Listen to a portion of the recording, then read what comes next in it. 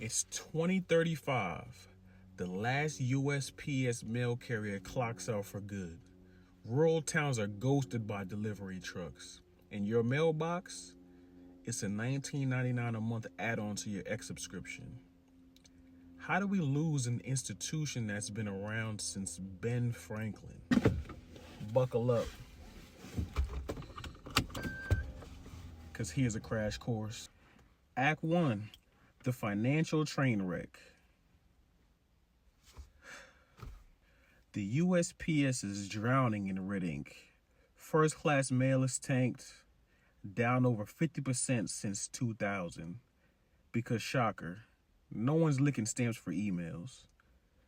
Packages are booming, but the cash doesn't cover the gas. The USPS has and continues to deliver to every corner of America, even where UPS, FedEx, Amazon wouldn't dream of going. The USPS is unique in that it was required to pre-fund its retirees' health benefits. This means setting aside huge amounts of money to cover the future health care cost of employees who hadn't even retired yet. No other government agency or private company has the same obligation. It's one of the factors that led to USPS's financial struggles. Act 2, the labor battle. The reality of being a mail carrier. The people actually keeping the USPS alive, your mail carriers, are fighting just to make a living. We've been without a contract since May 2023. Management offered us a 1.3 raise, which is basically a pay cut when you look at inflation. But here's the thing. The real cost isn't just financial. We've worked through pandemics, wildfires, hurricanes, and record-breaking heat waves. We keep showing up even when the entire town shut down. And yet, we can't even afford to live in the place we serve. And it's getting more and more dangerous. And now, more and more of my co-workers are being murdered by the year. People we serve. For what? A package? A paycheck that barely covers rent? So now it's up to arbitration to decide our fate. They aren't the only ones deciding USPS's future. 3. The Doge plan. A setup for privatization? Enters Elon Musk. His new Department of Government Efficiency, Doge, has teamed up with Postmaster General Louis DeJoy to fix the USPS.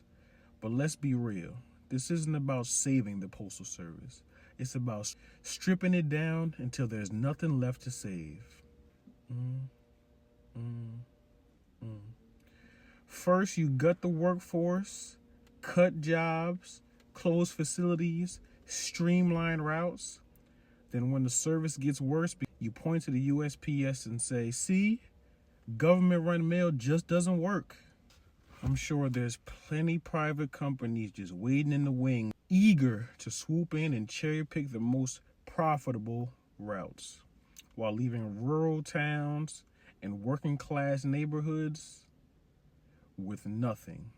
And let's not forget, FedEx and UPS already rely on the USPS for their last-mile deliveries. That part, that's too expensive for them to handle. So, if USPS disappears, guess what? Prices go up, service goes down, and suddenly your grandma in Wyoming is paying $15 just to get a birthday card. The question isn't whether the UPS can be saved. It's whether it's being set up to fail on purpose, just so billionaires and corporations can take over. Act 4, the privatization debate. Who wins, who loses? Rumors of privatization are everywhere. Musk loves the ideas. Some say President Trump might too. But let's break this down. Who actually wins if the USPS is privatized? And who gets screwed? Winners, the usual suspects. First, you got FedEx and UPS, the ones unprofitable for them, But if the USPS goes under, they'll jack up rates and force customers to pay a premium price for basic service. And let's not forget about Amazon. Jeff Bezos is already building his own delivery empire. If the USPS disappears, he'll just fill the gap on his terms, with pricing and with his working conditions. Losers, the rest of us. Now let's talk about who loses if this happens.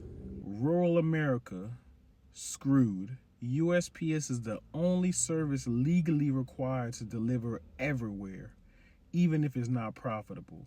Privatization means entire communities will be abandoned because delivering to them just isn't worth it. Working class neighborhoods, also screwed. Private companies charge based off service tiers. If you can't afford priority delivery, don't expect your mail anytime soon. And then there's us, the people who actually deliver the mail. USPS has long been a path to middle class, especially for blacks and minority workers. Nearly 30% of USPS employees are black. If USPS privatizes, those stable union-backed jobs disappear overnight. Final thoughts: why this fight matters. The Postal Service has never been about profit. It's about service. A promise that no matter where you live, no matter how much money you have, you'll get your mail. That promise is under attack. For nearly 250 years, the USPS has connected this country through wars, depressions, pandemics. It delivered letters from the front lines of World War II. It made sure that Social Security checks reached people during the Great Depression. It kept democracy alive, delivering ballots in the middle of a pandemic. And now, those of us who carry out that mission, who have worked through the fires, the floods, pandemics, violent attacks, we've been told our jobs, our safety, our livelihoods just don't matter.